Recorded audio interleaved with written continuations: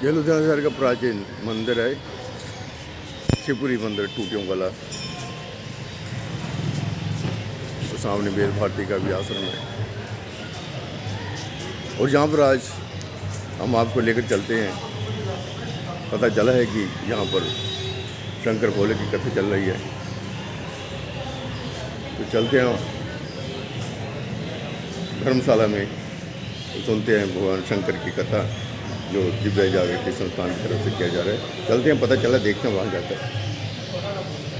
और देखिए ये टूटियों वाला मंदिर है शिवपुरी, और जहाँ पर मैं आपको लेकर आया हूँ, तो जहाँ पर चल रहा है दिव्य जागृति संस्थान की तरफ से भगवान शिव जी का गुणगान। और शिव जी का गुणगान सुनने के लिए, प्रभु का सिमरन करने के लिए यहाँ पर जितने भी मोहल्ला निवासी हैं, आज सभी लोग यहाँ पर भगवान जी का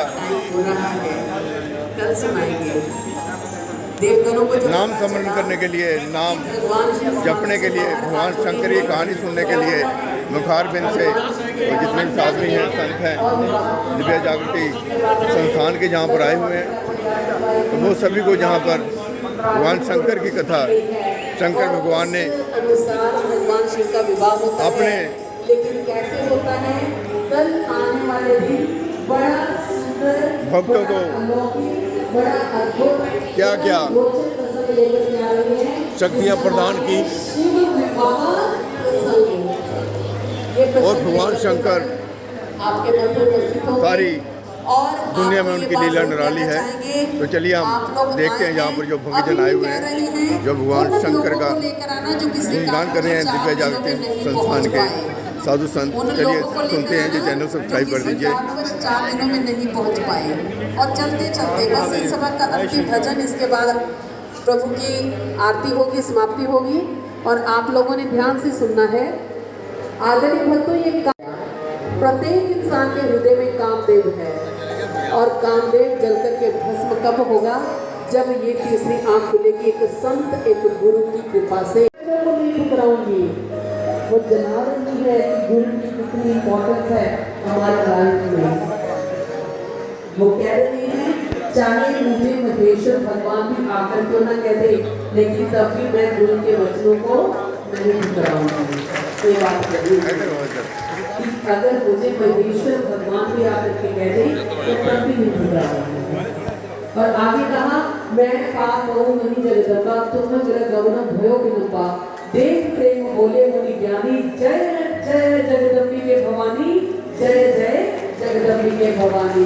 तुम माया भगवान शिव, सकल जगत की तमात, नाई चरण से मुनि चले पुनि पुनि हर्षित गात, जाई मुनि तुमंत कटाए, करी बिनती गिरजन गिर आए, बहुरे सप्त ऋषि से पदी जाही, कथा उमा के सकल सुनाए, भय मगन से सुनत स्नेहा, हर्षि सप्तऋषि गगने गेहा, मन थिर करी तब शंभु से जाना, लगे कर रघुनायक ध्याना।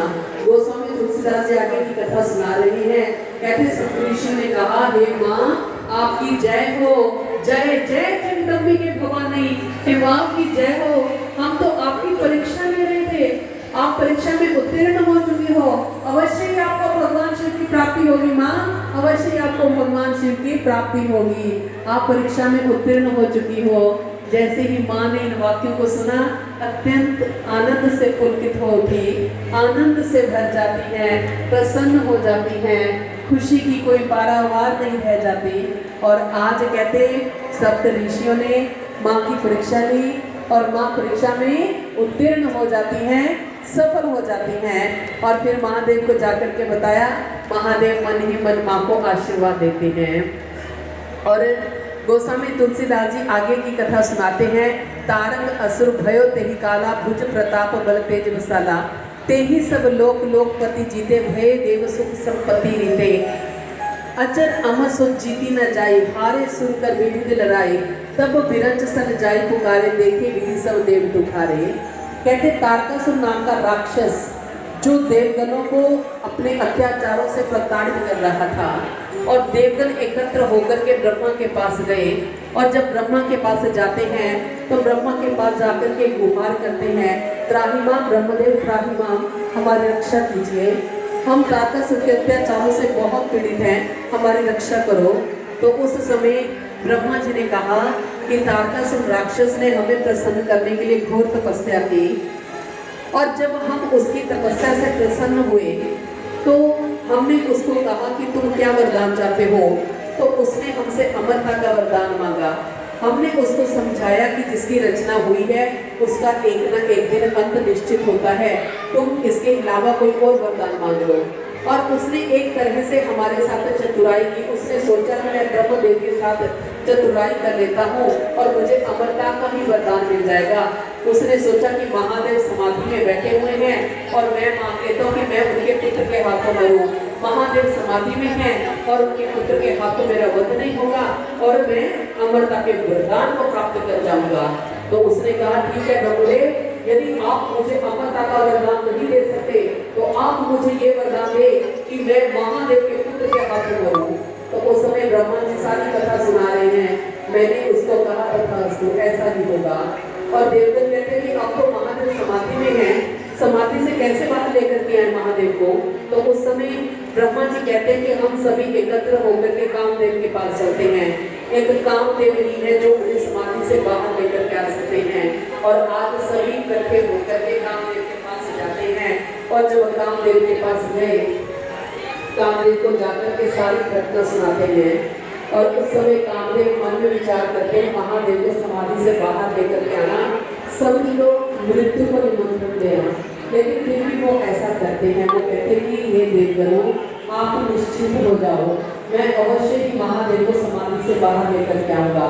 और फिर क्या होता है, कथा बताती है, सकल कला करी कोटि विधि हारियों से समेत, चली ना अचल समाधि श्लोकों हृदय निकेत, देख सार विटक पर साका, तेही पर चंडो मदन मन माका, सुमन चाप निज सर संधाने, अति निस्ता की श्रवण लगी दाने, छाड़े विषय विसित उड़ लागे, छूट समाधि सम्मूत हो जाके, भयो ईश मन सोम विशेषी, नैन उभार सकल दिशि देखी, सोन पल्लव मदन विलोका, भयो कोप कंप्यो त्रैलोका, तब शिवती सर नैन उभारा, चित्तवत काम भयो जनिछारा।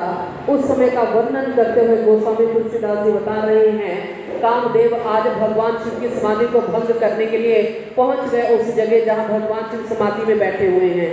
और उस समय उसने भगवान शिव की समाधि को भंग करने के लिए अनेकों प्रयास किए, अनेकों प्रयत्न किए, लेकिन भगवान शिव की समाधि को वो भंग नहीं कर पा रहा। और फिर कथा बताती है, इसके पश्चात उसने आम के वृक्ष के सभी पत्तों में छिप करके बैठ गया और 5 तीक्ष्ण बाण भगवान शिव के हृदय पर लगाए।